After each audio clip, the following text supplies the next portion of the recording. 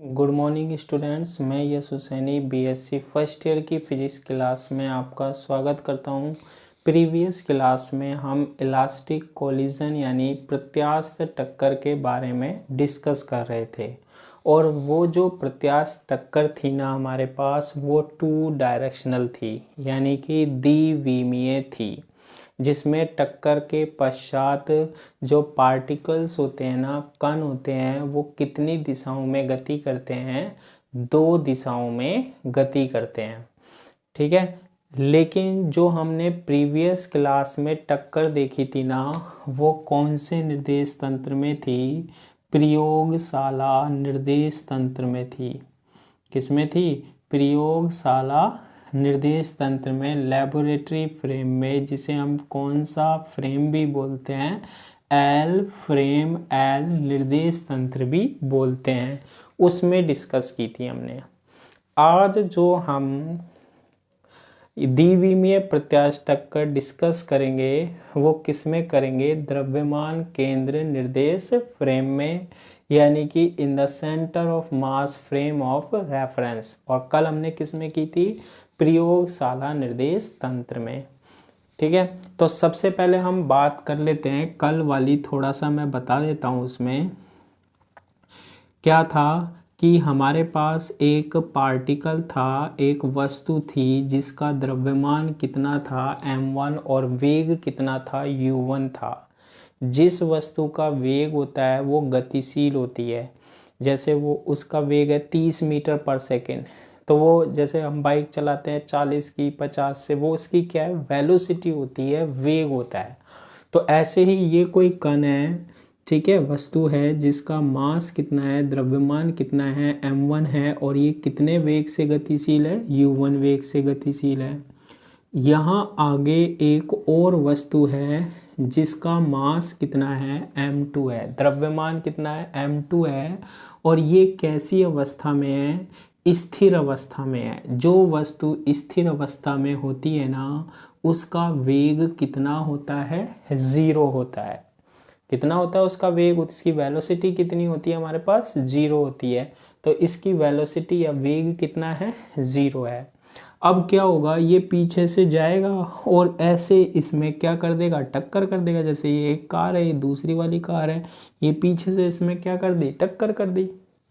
अब जैसे ही टक्कर करते हैं ना, अगर ये टक्कर कौन सी होती है? द्विविमीय होती है। तो टकराने के पश्चात ये कण कैसे नहीं जाएंगे? एक सरल रेखा में नहीं जाएंगे।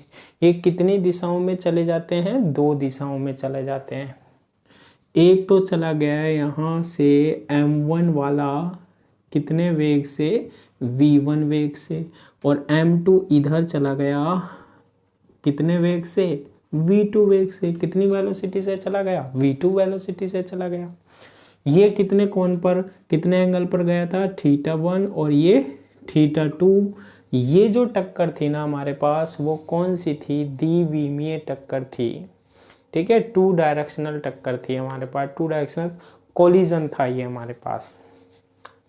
तो ये कौन सी स्थिति थी?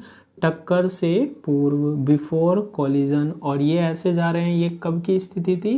टक्कर के पश्चात, यानी कि आफ्टर कोलिजन की स्थिति थी।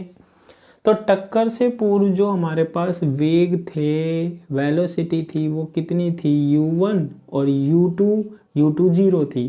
टकराने के पश्चात इनके वेग कितने होते हैं? ये v1 वेग से ऐसे जाती है और दूसरी v2 वेग से ऐसे जाती है।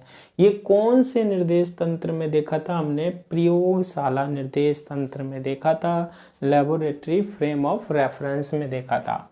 आज हम इसी चीज को किस में देखने वाले हैं? द्रव्यमान केंद्र निर्देश फ्रेम में देखने वाले हैं। ठीक है। तो उसके लिए हम कुछ कंडीशंस लगाएंगे और सीधा हम सोल्व कर लेंगे। सबसे पहले आप क्या मान लो? देखो, माना द्रव्यमान केंद्र निर्देश तंत्र में, द्रव्यमान केंद्र निर्देश तंत्र में, यानी फ्रेम ऑफ रेफरेंस में, इसमें जो कण की स्थिति देखोगे ना, वो किसके अकॉर्डिंग देखोगे, सेंटर ऑफ मास यानी द्रव्यमान केंद्र के सापेक्ष देखना है। ठीक है, तो माना द्रव्यमान केंद्र निर्देश तंत्र में दो कण कौन कौन से, देखो M1 व M2, ठीक है, हैं जिनके टक्कर से पूर्व, बिफोर कॉलिजन, जिनके टक्कर से पूर्व वेग यानी वेलोसिटी, देखो कल क्या थी, u1 और u2 थी, आज हम मान लेते हैं u1 डैश व u2 डैश है। ठीक है, तथा टक्कर के पश्चात यानी आफ्टर कॉलिजन जो हमारे पास इनके वेग होंगे, कल तो क्या v1 से गया था और v2 से, आज हम मान लेते हैं v1 डैश व v2 डैश हैं। ठीक है, तो ये किस में है, सेंटर ऑफ मास में है, द्रव्यमान केंद्र निर्देश तंत्र में है। अब इसमें आपको करना क्या है, सबसे पहले द्रव्यमान केंद्र निर्देश तंत्र में क्या होता है, जैसे ये दोनों कण होते हैं ना, ये कण, कितने कणों का निकाय बन रहा है, दो कणों का निकाय बन रहा है या नहीं बन रहा, बिल्कुल बन रहा है। तो इनका क्या होगा, एक द्रव्यमान केंद्र बिंदु होगा इस निकाय का, जिसे हम बोलते हैं, यहाँ कहीं भी हो सकता है, ये निकाय का हो सकता है, नहीं हो सकता, इसके अकॉर्डिंग हम देखते हैं ना। तो देखो सबसे पहले जो द्रव्यमान केंद्र होता है ना किसी भी निकाय का, टक्कर से पूर्व वाले का या टक्कर के पश्चात वाले का, उसका वेग होता है द्रव्यमान केंद्र का वेग सदिश जो होता है ना, उसका फॉर्मूला मैंने बताया था, VCM सदिश बराबर से होता है क्या, M1 U1 plus M2 U2 upon M1 plus M2। अब ध्यान रखना, ये जो VCM निकल के आता है ना, किसका वेग होता है, ये द्रव्यमान केंद्र का वेग होता है। ये किस पर निर्भर करता है, प्रयोगशाला निर्देश तंत्र में जो कण गति कर रहे थे ना, उनके वेग पर निर्भर करता है। VCM सदिश बराबर से M1 U1 वेग सदिश राशि होती है, इसलिए वेक्टर लगा देंगे M1 U1 plus M2 U2 upon M1 plus M2। अब देखो U2 क्या होता है, दूसरे कण का वेग था और वो कण कैसा था, स्थिर था, तो U2 इज इक्वल टू क्या होगा, 0। अभी तो ये प्रयोगशाला की बात चल रही है हमारे पास, क्योंकि जब हम द्रव्यमान केंद्र निर्देश फ्रेम देखते हैं ना, तो उसमें वेग क्या होता है, U1 डैश और U2 डैश होता है। ठीक है, तो VCM द्रव्यमान केंद्र का जो वेग होता है, VCM सदिश इज इक्वल टू क्या आएगा, M1 U1 सदिश अपॉन M1 प्लस M2 आ जाएगा। ये किसका वेग आ गया, द्रव्यमान केंद्र का वेग आ गया। अब हमारे पास एक वेग रूपांतरण समीकरण होती है, ये प्रीवियस क्लास में भी मैंने बताया था।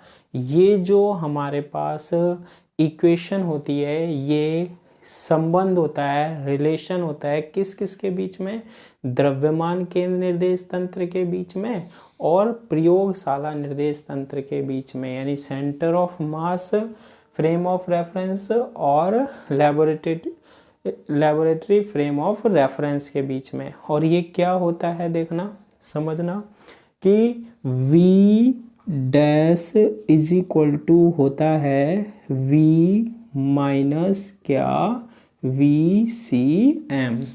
V डैश क्या होता है, द्रव्यमान केंद्र निर्देश तंत्र का वेग। V क्या होता है, प्रयोगशाला निर्देश तंत्र यानी L निर्देश तंत्र का वेग वेग। और VCM क्या होता है, द्रव्यमान केंद्र का वेग। तो इस इक्वेशन की हेल्प से हम CM निर्देश तंत्र में, द्रव्यमान केंद्र निर्देश तंत्र में क्या निकाल सकते हैं, टक्कर से पूर्व कणों के वेग निकाल सकते हैं। तो देखो टक्कर से पूर्व टक्कर से पूर्व m1 द्रव्यमान के कण का जो वेग होगा वो u1 dash is equal to किसके इक्वल होगा बताओ, डैश आ गया u1 डैश, और इसमें क्या है u1 डैश है, इसमें क्या था u1 था, तो u1 बिना डैश वाला माइनस क्या VCM वेक्टर। तो प्रीवियस क्लास सारी देख लेनी है। यहाँ पर हम निकाल सकते हैं u1 dash is equal to u1 minus और VCM की वैल्यू क्या होती है, देखो ये निकल के आई है m1 u1 upon m1 plus m2।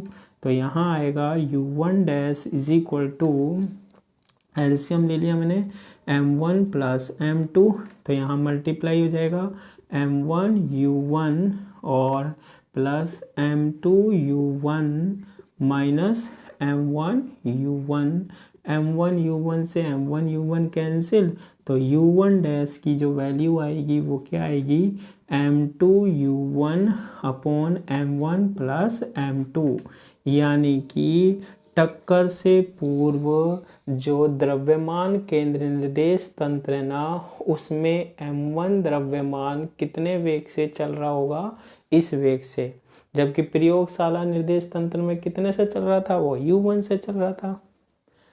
ठीक है, इसी तरीके से सिमिलरली हम किसका मान निकाल सकते हैं, m2 द्रव्यमान के पार्टिकल का वेग, कण का वेग।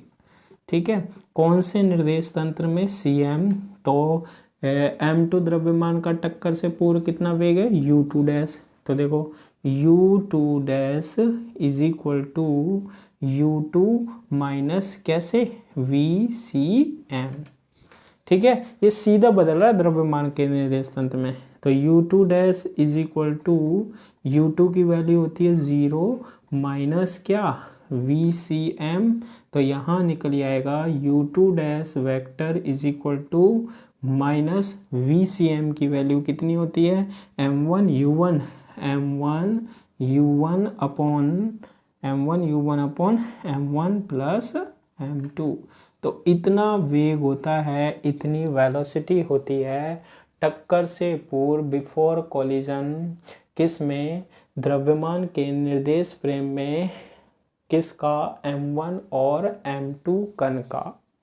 ठीक है, इसके बाद हम इसमें कौन सा नियम लगा सकते हैं, क्योंकि ये कौन सी टक्कर है, इलास्टिक कोलिजन है, प्रत्यास्थ टक्कर है, तो इसमें दो नियम वैलिड होंगे। कौन कौन से, एक तो संवेग संरक्षण का नियम और एक है हमारे पास गतिज ऊर्जा संरक्षण का नियम। तो सबसे पहले हम बात करते हैं किसकी, संवेग संरक्षण नियम से। ठीक है, संवेग संरक्षण नियम, संवेग संरक्षण नियम यानी कि मोमेंटम कंजर्वेशन लॉ, ये क्या कहता है कि बिफोर कोलिजन, टक्कर से पूर्व टोटल मोमेंटम यानी कुल संवेग इक्वल होना चाहिए किसके, टक्कर के पश्चात कुल संवेग के, कुल मोमेंटम के, आफ्टर कोलिजन है ना। तो टक्कर से पूर्व जो हमारे पास कण था ना m1 द्रव्यमान का, वो CM निर्देश तंत्र में कितने से चल रहा था, u1 डैश से, m2 वाला m2 u2 डैश। संवेग का फॉर्मूला क्या होता है बताओ, P is equal to mv। तो द्रव्यमान को किससे गुना करना होता है, वेग को, वेग से, मास को किससे मल्टीप्लाई करना होता है, वेलोसिटी से। तो पहले कण का द्रव्यमान m1 और कितने से चल रहा है माना है हमने, u1 डैश से, दूसरा m2 कितने से चल रहा है, u2 डैश से। ये तो हो गया टक्कर से पूर्व कुल संवेग। टक्कर के पश्चात m1 कल कितने से चल रहा था, v1 और v2। अब द्रव्यमान केंद्र के सापेक्ष देखेंगे तो v1 डैश प्लस m2 क्या, v2 डैश। तो टक्कर से पूर्व कुल संवेग टक्कर के पश्चात कुल संवेग के क्या होता है, इक्वल होता है। अब जब हम द्रव्यमान केंद्र निर्देश तंत्र की बात करते हैं ना, तो कुल संवेग किसके इक्वल होता है, 0 के इक्वल होता है। ठीक है, अगर कुल संवेग 0 के इक्वल होता है तो देखो इसमें कंडीशन क्या आएगी, क्या कि टक्कर से पूर्व की बात कर रहे हैं।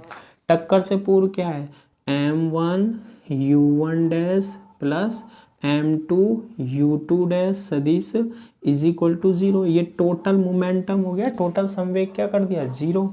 तो देखो m1 u1 dash is equal to, इसको इधर ले गया, माइनस m2 u2 डैश। इसको हम इक्वेशन नंबर दे देते हैं, क्या इक्वेशन नंबर दे देते हैं हम, जो भी आ रही है थर्ड दे देते हैं। देख लेना अगर पहले नहीं दी हो तो इसे फोर्थ दे देना, देरी की हो तो कुछ है ना। तो m1 u1 dash is equal to minus m2 u2 dash आ गया। ये क्या है, संवेग है, मोमेंटम है। इसको मैंने मान लिया p1 सदिश। ये पहले कण का क्या है, संवेग है, और ये क्या है, दूसरे कण का संवेग है। और ये बोल रहे हैं दोनों संवेग बराबर तो हैं लेकिन नेगेटिव साइन विपरीत दिशा में है। तो ये जो इक्वेशन हो रही होगी वो ये बता रही होगी कि m1 द्रव्यमान का जो कण है ना वो कितने से चल के आ रहा है, u1 डैश से, और m2 द्रव्यमान का जो कण है ना वास्तव में वो u2 डैश से चल कर आ रहा है। संवेग सदिश राशि है तो इसके संवेग की दिशा क्या होगी, देखो m1 u1 डैश इस दिशा में होगी, और इसका जो संवेग होगा, मोमेंटम होगा, उसका संवेग की दिशा क्या होगी, ये p बराबर mv। तो ये दोनों कैसे आ रहे होंगे, एक दूसरे के निकट आ रहे होंगे टक्कर से पूर्व, और हम यहाँ पर देख रहे होंगे कौन से निर्देश तंत्र से, cm, क्योंकि ये निकाय बनाएगा और निकाय का एक द्रव्यमान केंद्र होता है। तो इनका द्रव्यमान केंद्र बिंदु कहाँ होगा, बीच में होगा। तो ये दोनों ऐसे टकरा रहे होंगे कौन से निर्देश तंत्र में, द्रव्यमान केंद्र निर्देश तंत्र में। ये कौन सी स्थिति है, टक्कर से पूर्व की स्थिति है। ठीक है, अब देखो ये टक्कर के पश्चात संवेग है, टक्कर के पश्चात यानी आफ्टर कोलिजन क्या है, देखो m1 v1 डैश सदिश प्लस m2 v2 डैश सदिश इज इक्वल टू 0, और m1 v1 dash is equal to minus m2 v2 dash सदिश। यानी टकराने के पश्चात भी दोनों के संवेग क्या आ रहे हैं, बराबर आ रहे हैं, आ रहे हैं नहीं आ रहे।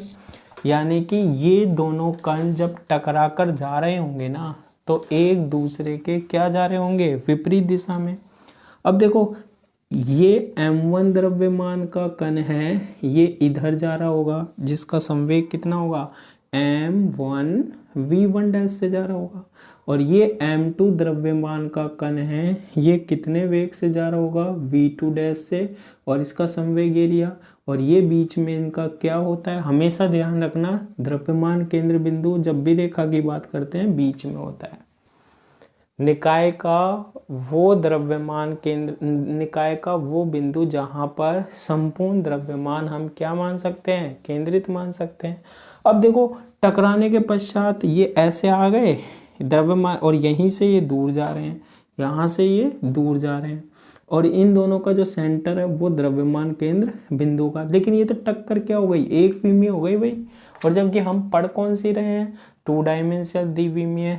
तो ध्यान रखना जब ये दूर जा रहे होंगे ना तो वो कुछ इस तरीके से जा रहे होंगे, ऐसे गए तो ये फिर एक विमीय टक्कर की श्रेणी में आएगा। ये दोनों का निकाय बन जाएगा, इनका द्रव्यमान केंद्र बिंदु होगा वो बीच में होगा, ये द्रव्यमान केंद्र बिंदु होगा जिसके सापेक्ष ही कणों की हम टक्कर पढ़ रहे हैं। तो जब टक्कर होगी ना तो एक कण तो ऐसे जाएगा, देखो m1 द्रव्यमान का कण, और इसका संवेग कितना है, m1 v1 डैश, और एक इधर जाएगा m2, ठीक है, और जिसका संवेग m2 v2 डैश। ठीक है, तो अब ये जो टक्कर दिखाई देगी ना ये कैसी टक्कर होगी, कैसा कोलिजन होगा, हमारे पास द्विविमीय होगा, 2 डायरेक्शनल होगा।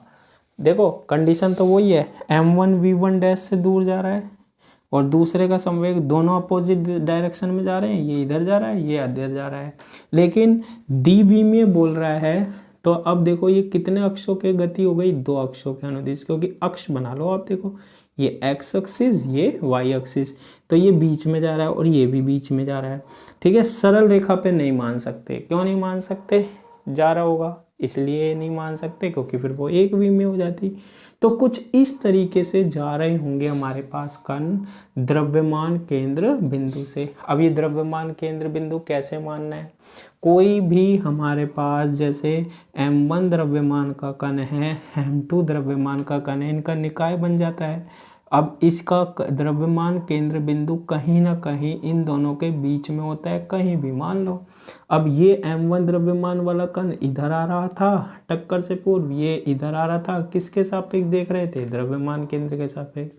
फिर ये इधर जा रहा था और ये इधर किसके सापेक्ष जाएगा? द्रव्यमान केंद्र के सापेक्ष। इसी दिशा में क्यों नहीं गया वापस? क्योंकि फिर वो सरल रेखा हो जाती है, जबकि हम कौन सी टक्कर पढ़ रहे हैं? 2 डायरेक्शन द्विविमीय। तो ये ऐसे जाता है, ये जितने एंगल पर यहाँ जाएगा उतने एंगल पर यह जाएगा। ये कौन से निर्देश तंत्र की बात होती है? फिर हमारे पास द्रव्यमान केंद्र निर्देश तंत्र की बात होती है। ठीक है, अब देखो इसमें हम एक चीज और देख सकते हैं, कौन सा नियम भी लगा सकते हैं हम? गतिज ऊर्जा संरक्षण का नियम भी लगा सकते हैं। देखो गतिज ऊर्जा संरक्षण नियम, ठीक है, काइनेटिक एनर्जी कंजर्वेशन लॉ। ये क्या कहता है कि टक्कर से पूर्व कुल गतिज ऊर्जा, पहले की सारी वीडियो देख लेना तभी होंगे ये, है ना, इक्वल टू टक्कर के पश्चात, ठीक है, कुल गतिज ऊर्जा, ठीक है, total kinetic energy before collision और आफ्टर कोलिजन इक्वल होती है। तो क्या होगा बताओ? हाफ, ठीक है, टक्कर से पूर्व कितने से चल रहे थे? u1 डैश और u2 डैश से, तो half m1 u1 dash square plus half m2 u2 dash square. टक्कर से पूर्व इनके वेग कितने थे? u1 डैश और u2 डैश। टक्कर के पश्चात क्या है? v1 डैश और v2 डैश। तो क्या होगी गतिज ऊर्जा का फॉर्मूला? हाफ mv स्क्वायर होता है, half m v1 dash square plus half m1 half m2 क्या? v2 dash square.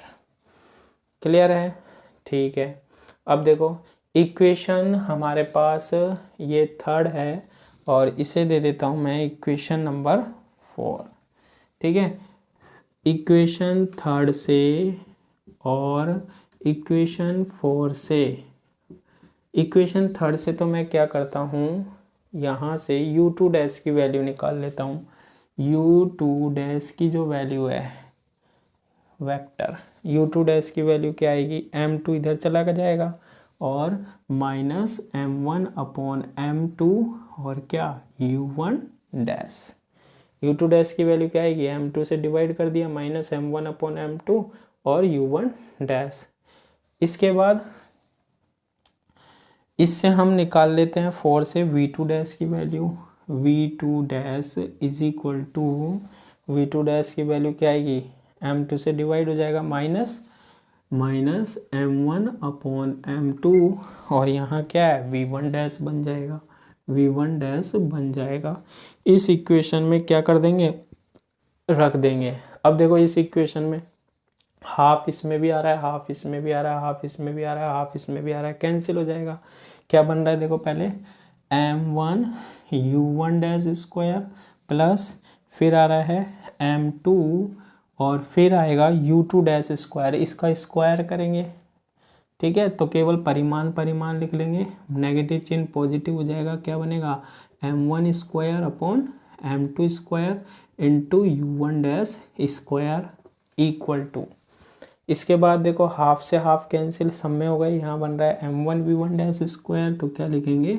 m1 v1 dash square plus m2 into, अब v2 डैश स्क्वायर है तो v2 डैश की वैल्यू है स्क्वायर करके लिखोगे m1 square upon m2 square into V1 dash square, ये बन जाएगा। ऐसा करने पर देखो एक M2 से एक M2 कैंसिल, यहाँ भी एक M2 से एक M2 कैंसिल, क्या बन रहा है M1 U1 dash square plus M1 square U1 dash square upon क्या आ रहा है नीचे M2 is equal to M1 V1 dash square plus M1 upon M2 और ये आएगा V1 डैश स्क्वायर। अब देखो इसमें से मैंने क्या कॉमन ले लिया, M1 U1 dash square common ले लिया, M1 U1 dash square common ले लिया तो क्या बनेगा 1 प्लस M1 लिया है ना, तो ऊपर बनेगा M1 upon U1 dash square तो बाहर आ गया और नीचे क्या बच रहा है M2 इज इक्वल टू, इसमें से कॉमन ले लिया M1 V1 डैश स्क्वायर तो यहाँ बचेगा 1 plus M1 V1 dash square, देखो ये स्क्वायर है यहाँ पर, ये स्क्वायर होगा तो एक M1 V1 डैश स्क्वायर आ गया तो यहाँ बचेगा ऊपर तो केवल क्या M1 और नीचे क्या बचेगा M2 बच जाएगा। ये स्क्वायर है तो यहाँ भी क्या है स्क्वायर है।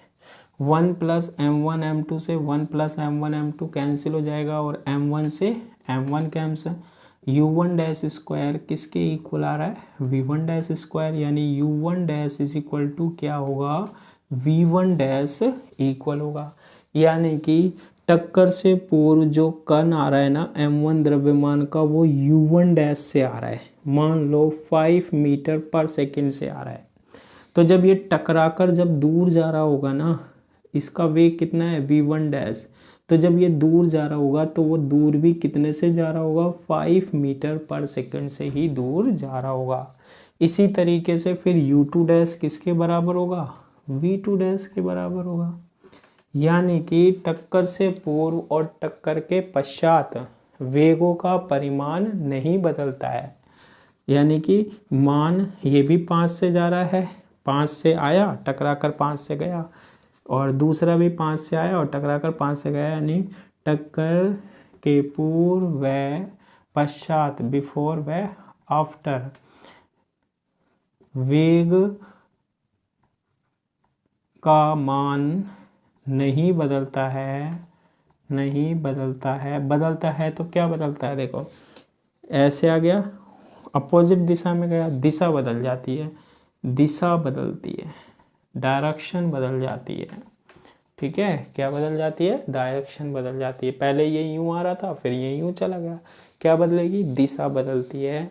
ऐसी टक्कर को हम कौन सी टक्कर बोलते हैं द्विविमीय प्रत्यास्थ टक्कर, और ये किस में देखी हमने द्रव्यमान केंद्र निर्देश तंत्र में, centre of mass frame of reference में। तो centre of mass frame of reference में हम सीधे नहीं निकाल सकते, पहले हम किस में निकालेंगे प्रयोगशाला निर्देश तंत्र में, लेबोरेटरी फ्रेम ऑफ रेफरेंस में, फिर उससे और इसमें दोनों में रिलेशन बना लेंगे और तब निकाल लेंगे। बाकी प्रयोगशाला निर्देश तंत्र क्या होता है और द्रव्यमान केंद्र निर्देश तंत्र क्या होता है ये हम प्रीवियस क्लासों में डिस्कस कर चुके हैं। तो आज की क्लास के लिए इतना ही, थैंक यू।